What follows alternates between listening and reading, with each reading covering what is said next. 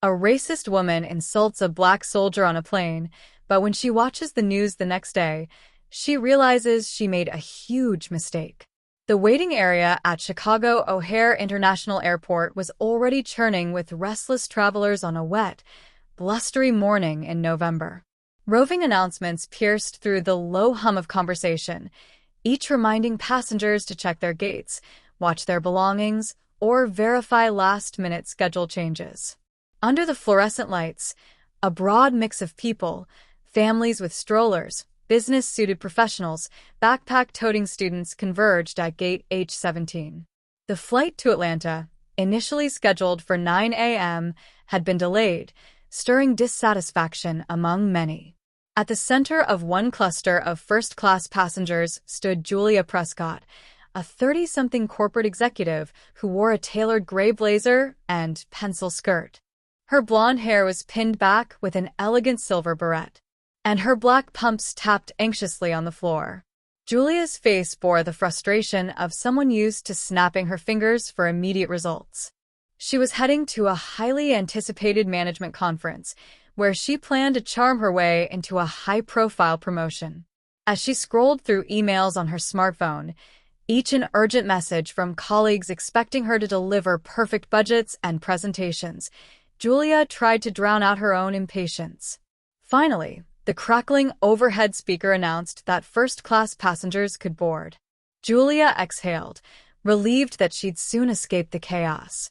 Clutching her designer handbag in a glossy tote stuffed with her laptop and files, she walked briskly down the jet bridge. Inside the plane, the first-class cabin was a cozy bubble of extra-wide seats and champagne flutes. Julia claimed seat 2A, stowing her bag in the overhead compartment. She made a show of checking her phone's screen once more, scanning for messages labeled urgent. Moments later, a tall, broad-shouldered black man in a crisp army uniform appeared near the front of the cabin, scanning the row numbers. The name patch on his chest read D. Parker. With measured politeness, he nodded at Julia, then pointed to the seat beside her. Seat 2B. Julia's green eyes flickered with annoyance. She acknowledged him with a stiff smile, though a swirl of unspoken judgment spun in her head. I wonder if he's here on some courtesy upgrade or discount. I paid top dollar for my seat, her Prejudice whispered. He's probably not even paying full fare. Feeling put out, she sank into her plush seat and snapped her seatbelt, her body language declaring that she had zero intention of making friendly small talk. Once Daniel Parker settled into his seat, he offered a polite nod toward Julia, but she turned pointedly toward the window. The flight attendants glided down the aisle, offering pre-departure beverages. Sparkling water, orange juice, or perhaps a mimosa. One attendant, noticing Daniel's uniform, paused and said, "Thank you so much for your service, Sergeant. Please let me know if you need anything." Julia couldn't hide her frustration. Of course, she thought bitterly. The extra perks for the military, everyone tripping over themselves to say, "Thank you." Her lips pressed into a thin line as she reached for her phone and pretended to be busy. She'd never considered herself overtly racist. In fact, she boasted to friends that she was colorblind. Yet in moments like this, especially when her own privilege or sense of entitlement felt threatened, she found herself quietly resenting people she deemed undeserving. A short while later, with first-class passengers settled, the cabin doors closed. As the plane taxied away from the gate, Daniel discreetly pulled a small photograph from his jacket's inside pocket. Julia noticed this out of the corner of her eye. It was a picture of a smiling child, maybe 8 or 9 years old, wearing a sparkly headband and holding a soccer ball. Unable to restrain her curiosity turned irritation, Julia said coolly, "Cute kid, your daughter." Daniel turned toward her, surprise flickering across his features. He nodded. "Yes, ma'am. That's my daughter, Kayla." Julia almost rolled her eyes at the ma'am. She was, by many accounts, proud of her successes, yet she found herself irritated. "Huh," she said, then added with a note of sarcasm. "She must be proud." Her dad's in uniform. You traveling home from duty or something? I'm actually heading to Atlanta to see her, Daniel replied simply. Julia's nerves were already raw, and something about the way Daniel didn't elaborate provoked her further. She felt compelled to poke. Must be nice to have the airline upgrade you, she said pointedly. You're in first class, right? Daniel's jaw tightened slightly. I paid for this seat myself. I'm not looking for free handouts, if that's what you're suggesting. His calm but firm tone bristled against Julia's unspoken biases. She inhaled, forcing herself to appear unfazed, though inside she felt resentful at being contradicted. Tucking an earbud into her right ear, she prepared to retreat behind her music and cut off further conversation, despite the burning swirl of disapproval simmering inside her. Mid-flight, the cabin lights dimmed as attendants began serving the lunch meal. Salmon or pasta accompanied by a side salad and a warm bread roll. Julia requested a glass of Chardonnay, hoping it might quell the subtle anger roiling in her chest. She glanced over at Daniel, who politely declined the wine offered to him. When an attendant handed him a tray, she again expressed gratitude for his service, reminding him that any beverage of his choice would be complimentary. Julia couldn't hold back any longer. She angled herself toward Daniel. Don't you ever get tired of people fawning over you just because you wear a uniform? She asked, her tone dripping with a hostility she couldn't fully articulate. His brow furrowed. I appreciate the kindness, but I don't ask for special treatment. Really? Julia countered. Because it sure seems that everyone goes out of their way to remind you how grateful they are. Meanwhile, the rest of us work just as hard, but don't get free upgrades or freebies. Daniel set down his fork. Ma'am, if it bothers you that much, I can pay for my own meal. It's not a big deal. His voice was controlled, but Julia could sense an undercurrent of pain. She shrugged. It's not about the meal, it's about the principle. Her statement was laced with a prejudice she had never openly confronted. Deep inside, she felt uncomfortable around black men, especially those who seemed to receive public praise or recognition. It challenged her unacknowledged sense of superiority. Daniel looked away, a flicker of hurt crossing his eyes. Yet he seemed to decide not to escalate. Instead, he took a breath. I'm heading to Atlanta because my daughter has a medical issue. I'm just trying to be there for her. Julia froze for a moment, feeling the slightest hint of empathy bubble up, but she buried it. Well, good for you, she murmured, picking at her salad. Probably another sob story about medical bills or something, she told herself. Silence fell between them, despite her best efforts to bury the flicker of conscience. Julia could not entirely dispel a growing unease. She glanced at the photo again, seeing Kayla's bright smile. For the briefest of instants, Julia felt something akin to guilt. Then she hardened her resolve. I'm just being realistic, she told herself. Not everyone who wears a uniform is a ST. When the plane touched down at Hartsfield-Jackson Atlanta International Airport, a collective sigh of relief rippled through the cabin. Flight attendants read off the arrival gate and warned of a rainy forecast. Julia unbuckled, eager to put distance between herself and the soldier she had so brusquely dismissed. She refused to meet Daniel's gaze as she maneuvered into the aisle. As she stepped off the aircraft, she overheard Daniel on the phone saying, Yes, Miss Carter, I'm here. I'll be at the hospital soon. The tone of urgency in his voice nagged at the edges of Julia's consciousness, but she pushed the thought aside. I have a conference to crush, she reminded herself, checking her watch. Inside the terminal, she strode toward baggage claim, ignoring the hustle and bustle of families reuniting, business people in a hurry, and tourists gawking at the massive airport signs. Her phone buzzed with a text from her colleague. We need your updated slides by tonight. Big pitch tomorrow. Where are you?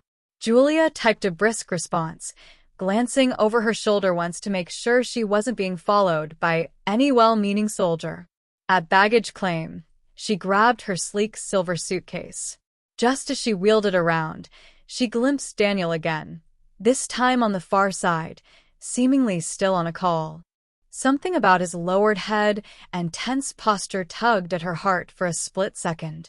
Then she shook her head, steeling herself against any compassion that might threaten her carefully curated outlook. "He's not my responsibility." By the time Julia slid into the back seat of her pre-booked car service, rain was pelting the windshield. "To the Harborwood Hotel, please," she instructed the driver. The man nodded, and they merged into Atlanta's notorious traffic. Leaning her head back, Julia tried to focus on the big presentation that awaited her in less than 24 hours. She scrolled through her phone, adjusting financial figures and storyline arcs in her pitch deck, but she found it harder than usual to concentrate. A small but persistent voice in her mind replayed the brief conversation with Daniel. The pained flicker in his eyes, the mention of his daughter's medical issue. No, she told herself. She refused to let that disrupt her sense of order. Soldiers came home all the time with sob stories. Life was tough for everyone, wasn't it? Julia's conference kicked off the next morning in a gleaming downtown skyscraper. The event hall buzzed with chatter about new market strategies, the latest leadership theories, and whispers of possible corporate mergers.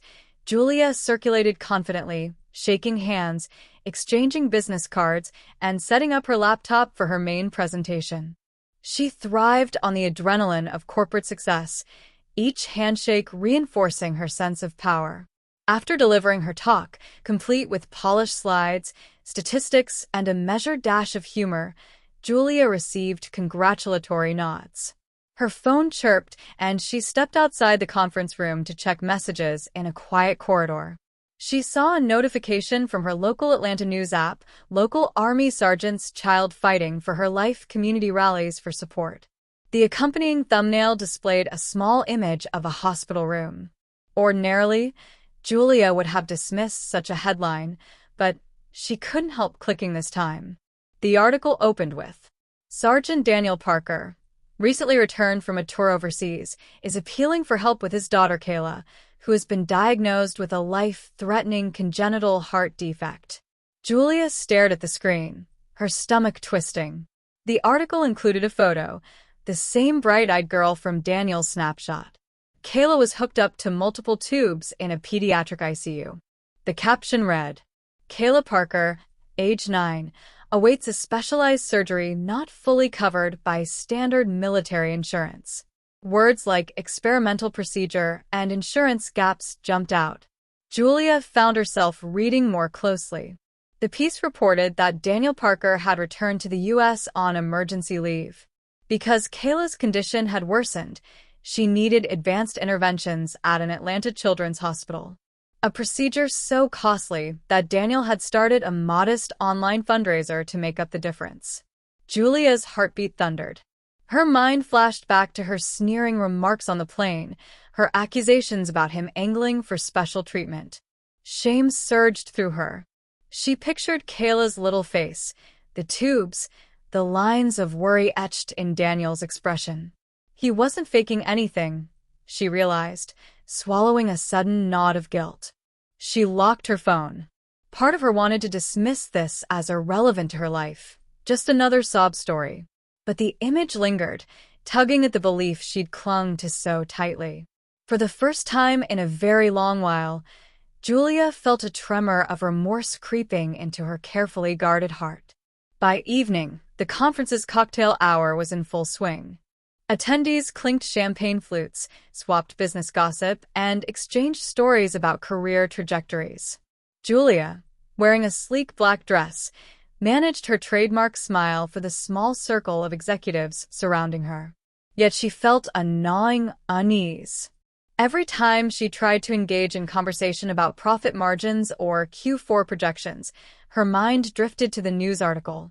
Kayla's face, so filled with innocent hope, intruded on every thought. Julia sipped her drink and forced a laugh at someone's joke, but guilt loomed like a storm cloud. Eventually, she slipped away to a quiet corner near a large window that overlooked Atlanta's dazzling skyline. The city lights shimmered, but Julia felt none of her usual fascination.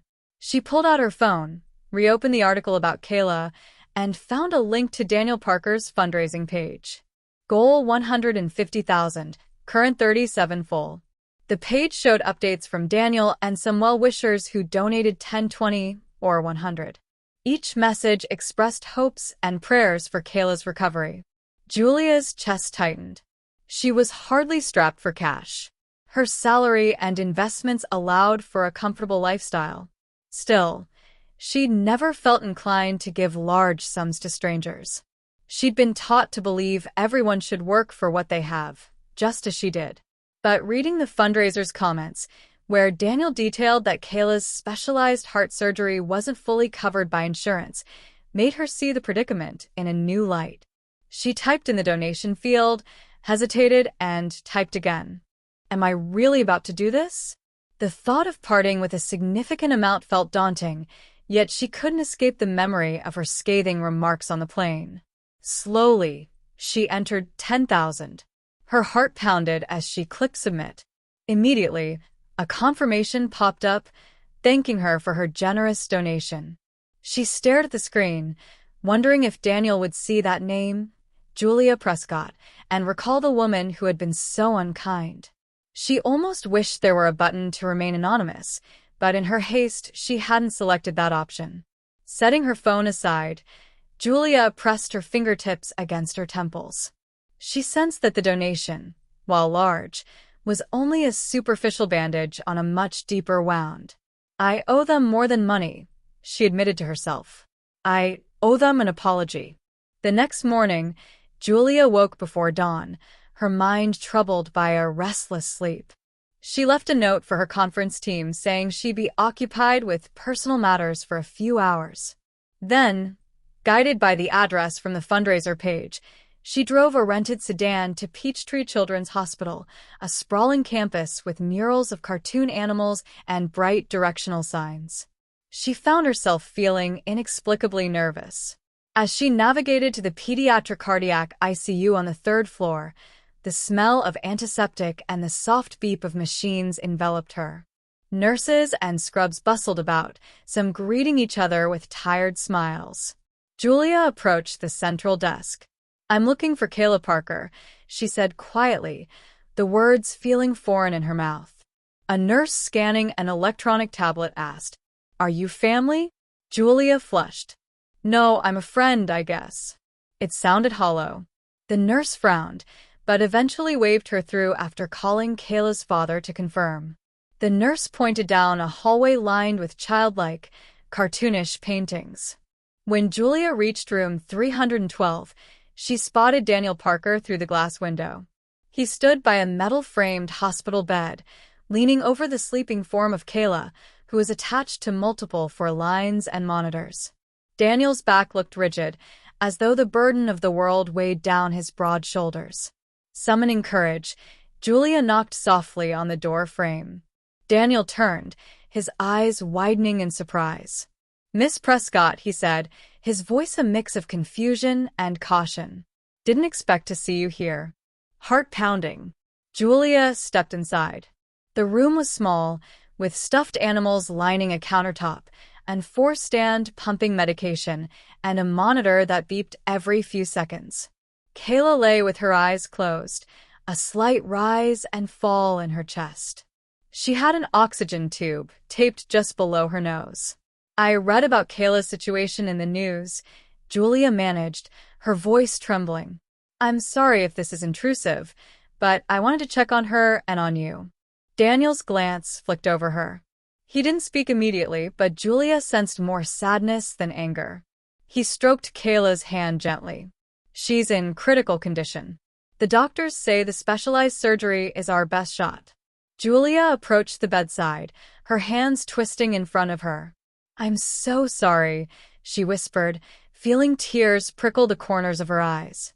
Kayla stirred, fluttering her eyes open. She blinked twice, trying to focus on Julia's face.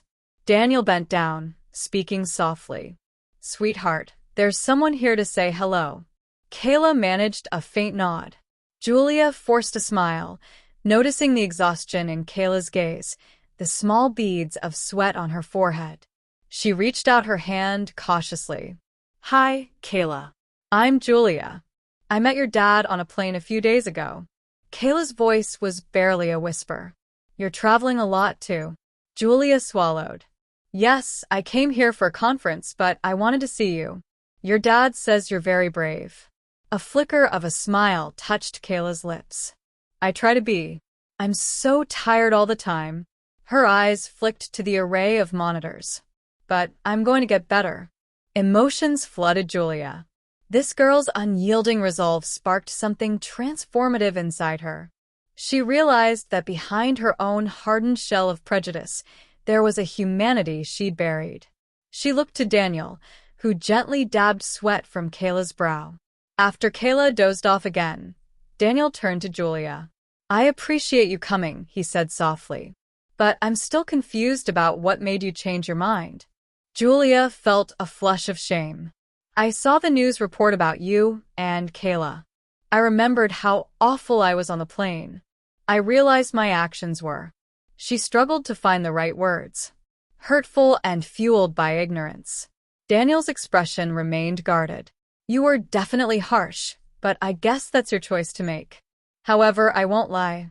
It stung to see someone so ready to dismiss me as if I hadn't earned my place just because I'm a black soldier." Julia's throat constricted. "I know," she said quietly, tears threatening. "I won't ask you to forgive me right away, but I donated some money for Kayla's fundraiser because I wanted to start making amends. I know money can't fix everything, but I had to do something for several seconds." Daniel studied her face. Then he nodded once. "I do appreciate it," he conceded. "But Kayla's life isn't a check you can just write. I'm fighting for her every day. Still, I recognize that you are trying, and that means something." Julia bowed her head, his words echoing in her mind. He's right. She could never undo her hurtful attitude in an instant. Real transformation would require sustained effort. Over the next several days, Julia found herself pulled into Kayla's story more deeply than she ever anticipated. Despite her professional obligations at the conference, she spent pockets of time at the hospital, bringing coloring books, children's storybooks, or small, plush animals. She tried to distract Kayla with silly jokes or stories of her own childhood. Gradually, Kayla became more comfortable with her. Meanwhile, Julia also discovered that her initial donations sparked a flurry of interest. The fundraiser total climbed as some of Julia's corporate acquaintances pitched in, creating a ripple effect. While she was glad the money was flowing, Julia realized that Daniel also needed logistical help. Navigating insurance, dealing with the complexities of hospital paperwork, and organizing potential second opinions. She volunteered, though Daniel hesitated at first. "You don't owe us your time," he said, fiddling with the wedding ring on a chain around his neck. "But if you really want to help, I won't say no." Julia threw herself into the task, channeling the same organizational zeal she used for corporate projects. She discovered Kayla's best chance lay with a specialized surgeon who had experience with rare congenital defects. But the wait list for that surgeon was painfully long. On a sunny afternoon, Julia stepped out of the hospital's main entrance, her phone to her ear, calling a contact who oversaw special medical approvals. Once, she would have used such connections purely for personal gain. Now she felt a burning need to help Kayla, not as penance, but because she genuinely cared. In the midst of these phone calls, one of her colleagues at the conference texted, "Missed your afternoon session. Are you all right?" Julia replied simply, "I'm helping someone who needs me." It was the first time in years she'd turned her back on the relentless chase for career advancement. Yet somehow it felt right. That evening, as she prepared to leave the hospital, she crossed paths with Daniel in the corridor. He looked exhausted but offered a weary smile. "Kayla had a rough afternoon, but she's stable again." He paused, studying her. "I see you running around, making calls, ignoring your corporate obligations for us. Why are you doing this, Julia?" She took a breath, heart pounding. "Because I've realized you're worth it," she answered softly. And Kayla's worth it too. Not because you're a soldier or because I feel guilty, but because you're human beings who deserve help. Days bled into a week, and the specialized surgeon finally agreed to move Kayla's case up the priority list. Partly due to mounting public interest, partly due to the hospital's philanthropic arm stepping in, Julia attended a hospital board meeting, leveraging her corporate acumen to advocate for Kayla's immediate needs. She no longer cared if people whispered that she was using power plays. For once, her ambition wasn't about self-promotion. It was about saving a life. The surgery day arrived in a swirl of anxiety and fragile hope. Julia stood with Daniel in the corridor as nurses prepped Kayla in a pediatric surgical ward. They parted ways at the double doors, which led to the operating room. Kayla clutched a small teddy bear that Julia had given her. She offered a brave smile, though tears glittered in her eyes. Julia nearly broke down when she heard Kayla's small voice whisper, "I'll be okay, Daddy. Tennis." Julia says, "I'm strong." For hours, they waited in a designated family lounge. Daniel, Julia, and a handful of extended relatives. No one spoke much. The tension was palpable.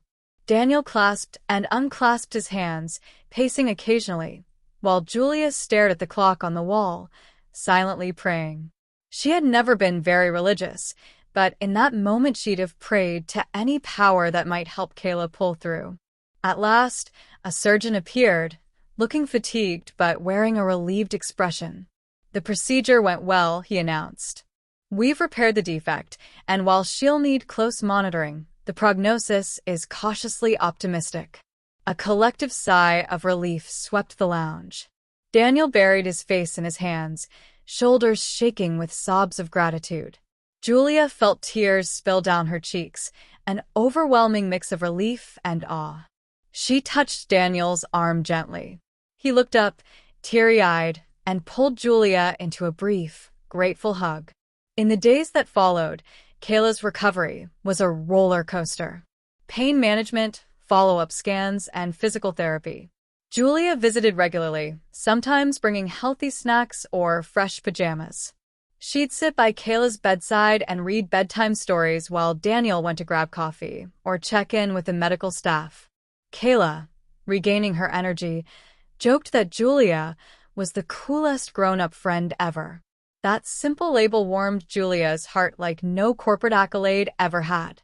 Throughout this time, news outlets continued covering Kayla's story, both local channels and a few national segments interested in medical insurance gaps for military families. A short video interview featured Julia standing alongside Daniel, describing the outpouring of donations and the process of securing top-tier care for Kayla. Some watchers speculated about a possible romantic angle between the two, but the truth was simpler and more profound. They had grown to respect and care for each other, building a bond that transcended the painful start of their relationship on that flight. Julia's transformation didn't stop at Kayla's hospital door. She began confronting other prejudices she'd harbored over the years. She sought counseling to unpack her biases, recalling how she was raised in a mostly white, affluent neighborhood, hearing subtle but persistent racist sentiments from relatives. She recognized that prejudice had shaped her worldview without her fully realizing it, including her reactions to Daniel Parker on the plane. Though it was uncomfortable, she embraced the need to learn and unlearn, determined to ensure she'd never inflict such harm on another person again. Meanwhile, Kayla's health continued to stabilize. A milestone arrived when a pediatric cardiologist declared her ready for partial discharge. The day Kayla left the hospital wearing brand new sneakers that lit up with each step, she gave Julia a heartfelt hug. "Thank you for helping me, Miss Julia," she said with the unguarded sincerity only a child could muster. "I hope you still come to see me, even though I'm not in the hospital."